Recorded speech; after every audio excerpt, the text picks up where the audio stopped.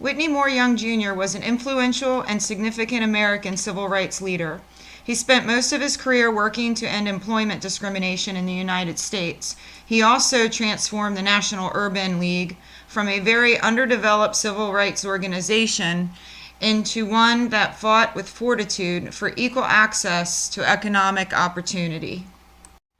Whitney M. Young Jr. was born in Shelby County, Kentucky on July 31, 1921, to well-educated and accomplished parents. His father, Whitney M. Young Sr., was the president of the Lincoln Institute. Whitney's mother, Laura Young, was a teacher who was appointed by President Franklin D. Roosevelt in 1940 to serve as the first female postmistress in Kentucky. The Young family grew up in a modest two-story home.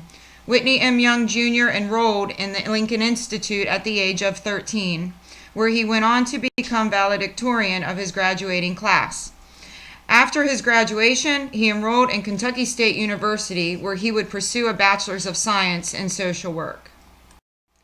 Kentucky State University was the first state-supported institution of higher education for African Americans. Kentucky State University was granted government funding for building and teachers. Whitney M. Young Jr. became the president of his senior class and obtained his Bachelor's of Science in Social Work from Kentucky State University in 1941. During World War II, Whitney M. Young Jr. was allocated to a road construction crew of black soldiers supervised by Southern white officers. His promotion to sergeant generated tension with both black soldiers and most white officers. Despite the pressure, he was able to mediate between them. The poor treatment of the black soldiers during the war greatly influenced his career in civil rights. After World War II, Whitney M. Young Jr. attended the University of Minnesota.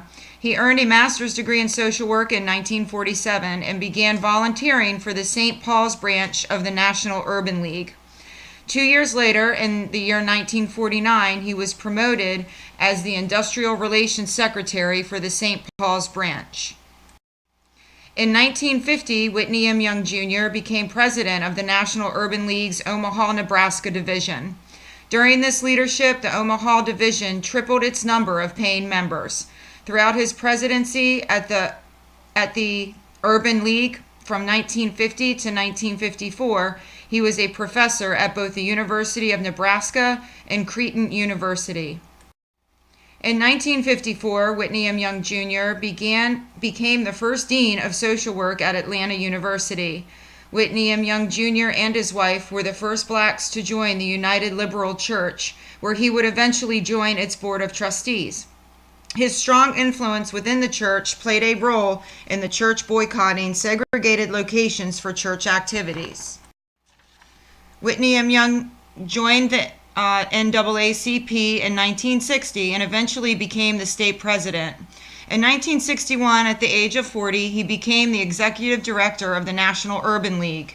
The organization grew from less than 50 employees to over 1,000 in less than 4 years. During his presidency, the National Urban League's annual revenue grew from $325,000 to over $6 million.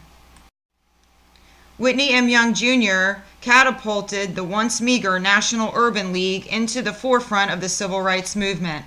As part of his newfound mission, he initiated programs such as the Street Academy, an education program that assists school dropouts for preparation for college, and New Thrust, an organization aimed at helping black leaders recognize and resolve local community problems.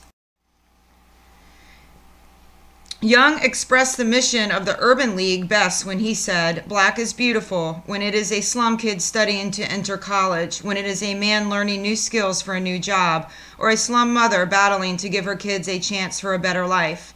But white is beautiful too, when it helps change society to make our system work for black people also. White is ugly when it oppresses blacks, and so is black ugly when black people exploit other blacks. No race has a monopoly on vice or virtue, and the worth of an individual is not related to the color of his skin." In his books To Be Equal, written in 1964, and Beyond Racism, written in 1969, he described in detail suggestions for integration and social programs. Whitney M. Young Jr. requested federal aid while proposing the Marshall Plan. This proposal required over $100 billion in spending over a 10-year period. The plan would be partially implemented later in President Johnson's War on Poverty. Whitney M. Young Jr. influenced many major organizations to employ more blacks. He developed and nurtured many close relationships with white CEOs and leaders such as Henry Ford II. Cultivating these close relationships with white leaders publicly caused some blacks to believe he had sold out. He repeatedly denied the allegations, emphasizing the importance of working within the system to produce civil rights change. On August 28, 1963, more than 200,000 Americans gathered in Washington, D.C. for a political rally known as the March on Washington. The event was intended to bring awareness to the political and social struggles African Americans continued to have across the country. In 1963, he was one of the organizers of the March on Washington, despite the opposition of many white business leaders. Although he was reluctant to join politics, he was an important advisor to President Kennedy, President Johnson, and President Nixon. He developed a very close relationship with President Johnson, perhaps due to President Johnson's commitment to civil rights. In 1969, Whitney M. Young Jr. received the Presidential Medal of Freedom given to him from President Johnson. Whitney M. Young Jr. became the president of the National Association of Social Workers. He took office at the National Association of Social Workers during a time of extreme financial instability, along with the uncertainty about President Nixon's commitment to the war on poverty. There was also a great deal of uncertainty about President Nixon's intention in regards to ending the war on Vietnam. Young stated, "First of all, I think the country is in deep trouble. We as a country have blazed unimagined trails, technology and industrially. We have not yet begun to pioneer in those things that are human and social.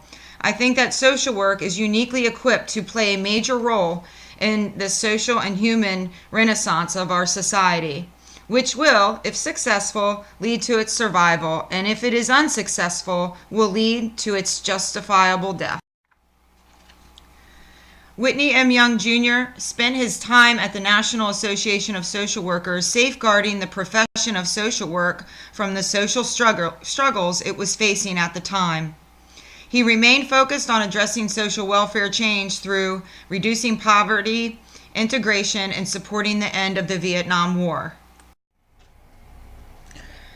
Whitney M. Young Jr. was also the dean of the School of Social Work at Clark Atlanta University, which now bears his name. The university is well known for its history regarding social work graduates and founded the Afrocentric perspective of social work. This theory is frequently utilized in certain urban communities. Whitney M. Young Jr. died suddenly during the prime of his life at the young age of 49. He drowned while swimming in Nigeria while attending a conference. Whitney M. Young Jr. is buried in Lexington, Kentucky. He accomplished and influenced many during his fight for civil rights. He was an effective voice for the underprivileged and oppressed individual and a beacon of hope for humanity.